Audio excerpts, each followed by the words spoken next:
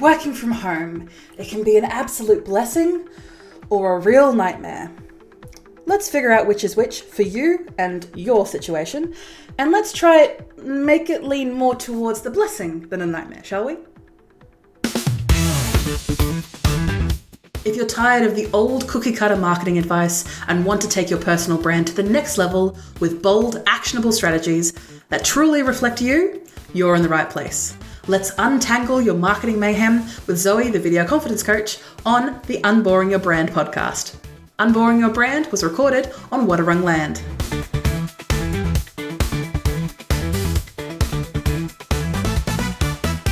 So yes, we are talking about working from home.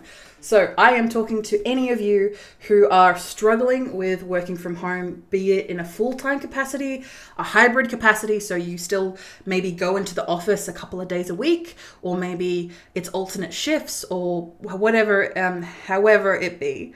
If you are working from home, be it at any point, all these tips that I'm going to give you today are going to be incredibly useful and hopefully very helpful for any of you who need or want that ability to make it work. You want the ability to work from home and have that work from home life fit your life and your needs. So tried and true methods is what we're going to touch in today. And these things and these tips have mostly kept me sane, and have kept me productive with my business.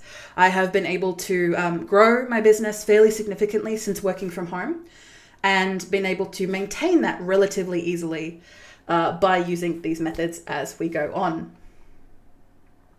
So first of all, one thing that I will tell you, and I'm sure that you have come across this whenever you've researched any methods regarding how to work from home effectively, is separating your work from home spaces.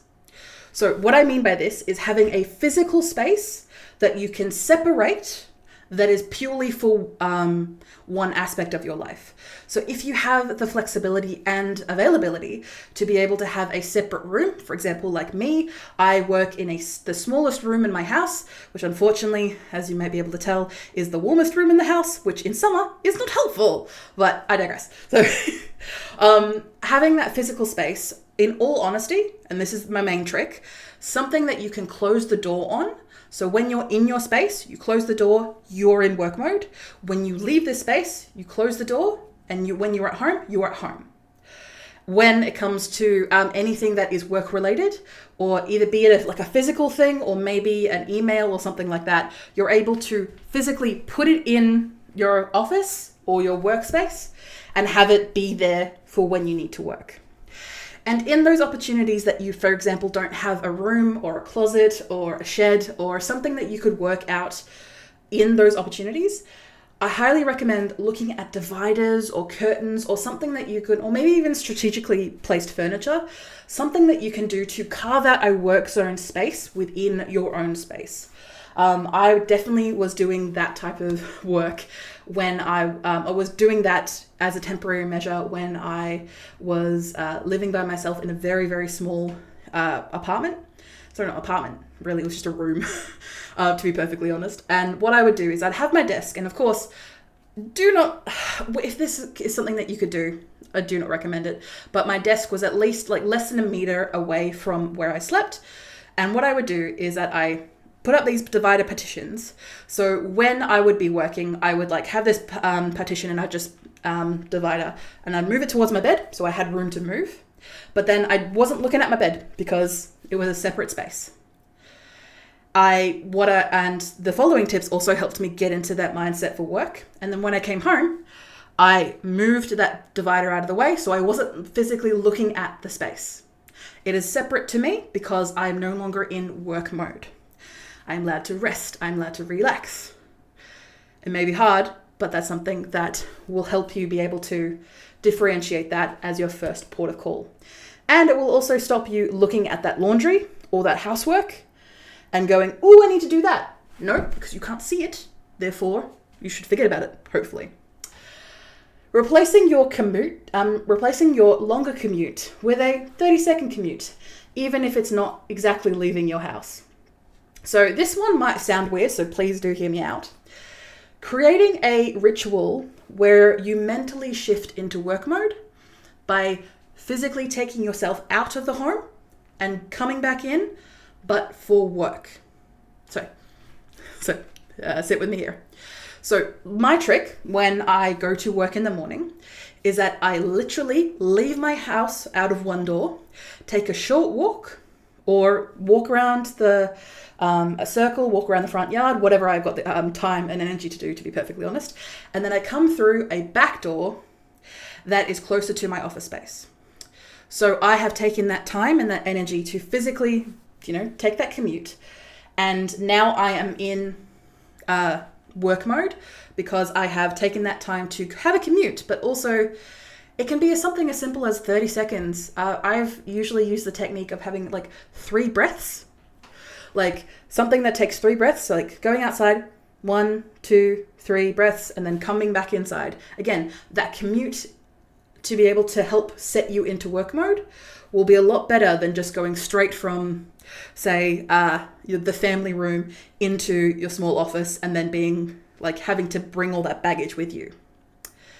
The goal, and in those events where, for example, you do not have the ability, like you don't have a backyard, or you only have one door, for example, you may live in an apartment complex, or you don't have the functionality of being able to leave out your door and come back, try walking around, physically leaving your house if you have the opportunity to, walking around the block, getting some fresh air, and then coming in. But what I used to use, or what I would recommend a couple of clients, even though I'm mentoring and marketing, this kind of comes up, is I had a client of mine who would work who lived in an apartment complex.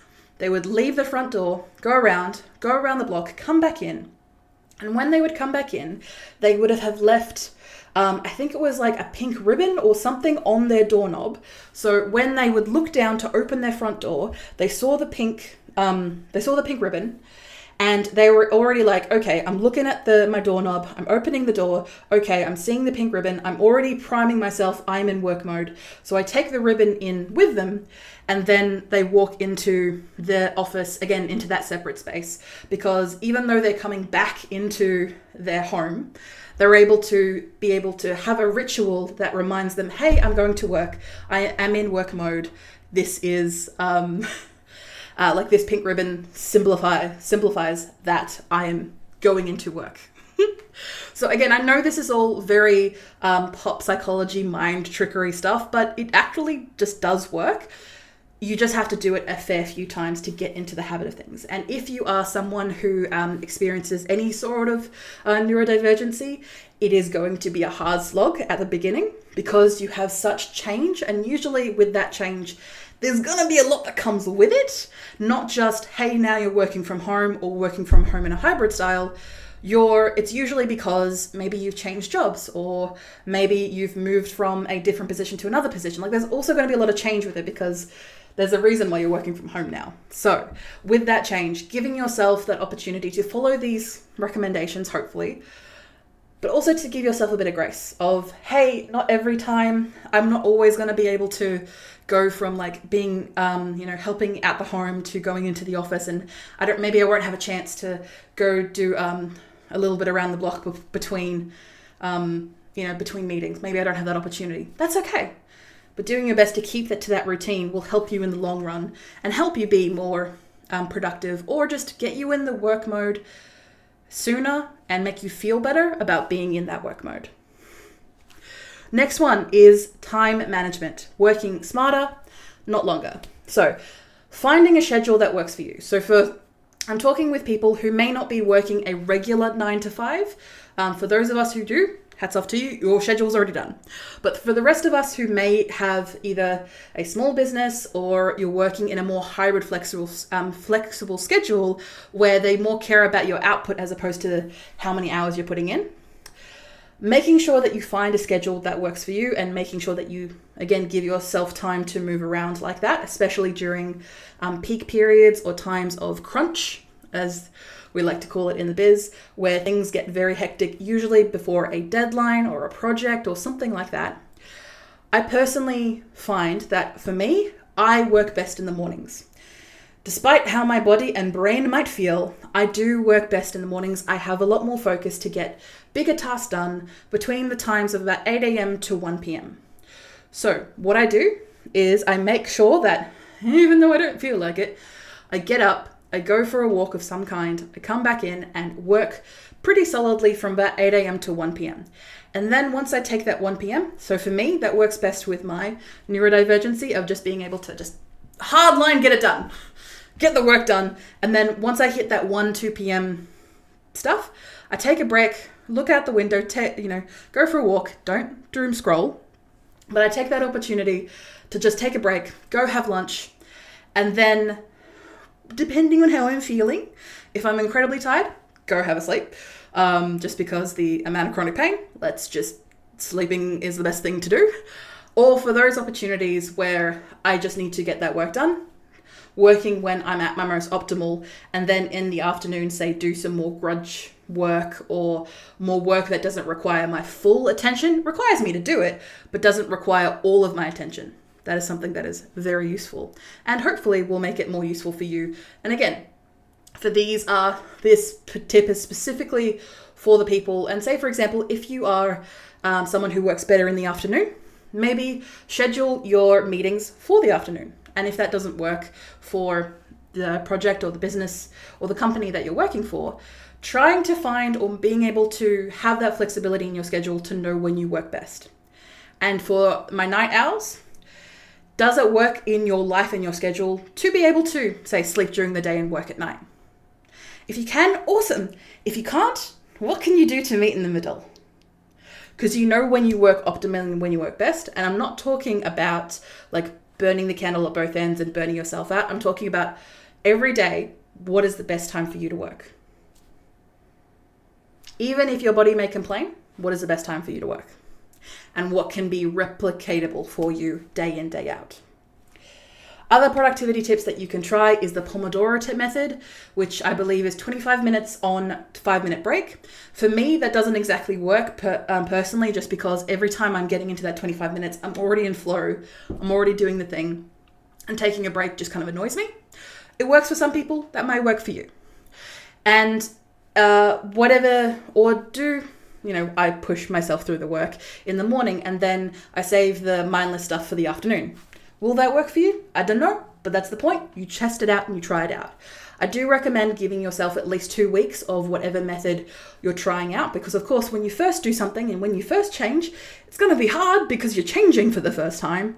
But then after that 2 weeks, is it working or is it not working? Or you're like, are you dreading your own hell that you put yourself into? If that is the case, then change that hell to suit yourself better. Because you're working from home, I imagine you have some sort of level of autonomy. And in that case, let's make the autonomy work for you. So let's move on to eliminating distractions. So for me personally, having noise cancelling headphones, I have one pair here that I can see and I have another pair in the home. These noise cancelling headphones are a game changer for me, especially when you live in a shared space with others, or like me, you live very close to neighbors who are very loud. So to be able to have those noise cancelling headphones both allow you to focus and allow me to listen to podcasts, listen to meditation music, be able to take myself out of my own head with a tool that, say, can cost as minimal as $50 to $60. I usually recommend investing a little higher, but that is because I use mine all the time. So that's what works for me. For any of us who have visual distractions, so for example, for those of us who are working and living in the same confined space, or for those of us who maybe are in a situation where you're working from, say, the kitchen table, or you don't have that flexibility right now to be able to carve out that space within wherever you happen to be living at the time. I had one client who literally made DIY horse blinders. So what horse blinders are essentially pieces of, I think, leather for actual horses. You may see these at horse racing or old-fashioned like Clydesdale, like horse and cart. Essentially, these blinders cup on the sides of their heads, usually made out of leather, but of course, for our purposes, wearing some glasses and putting they use like pieces of cardboard either side that physically stop you from being able to see out of your periphery vision. and stop you from being distracted from whatever you can see around you. Now, this may seem stupid, and they probably looked a little stupid at the same time, but it worked though. It stopped them being so overwhelmed that they couldn't focus. They were able to focus on the screen in front of them. They weren't looking off to various things happening either side of them. Now, of course, they don't use this in public, which, as you can imagine, yeah. But in private, you do what you need to do. And of course, they have two different glasses. They have one with the blinders on, and then one that they take off, and then they can put on again. One that they can put on again for when they're having meetings or anything like that they need to see. But if you are able to tune out what pulls your focus, it gives you that control and that reassurance that you're able to move through the noise, the movement, and any sudden urge to rearrange your pantry, your bookshelf, or the various lotions and potions that are in the bathroom. Because if you can't see it, and if you can't be reminded of its existence as you're in work mode, it's going to be a lot easier to be able to achieve that in the future, and also to keep that habit going. You may not need the blinders forever, but maybe for that month when you're in crunch mode and you're like, hey, I got to work from this time to this time with no distractions, put on the things that eliminate distractions. And if that helps, put on the noise cancelling headphones. Thank you for listening or watching Unboring Your Brand. You can find detailed show notes with tools, offers, and episode transcriptions. Just click the first link in the description or go to vcc.training/podcast.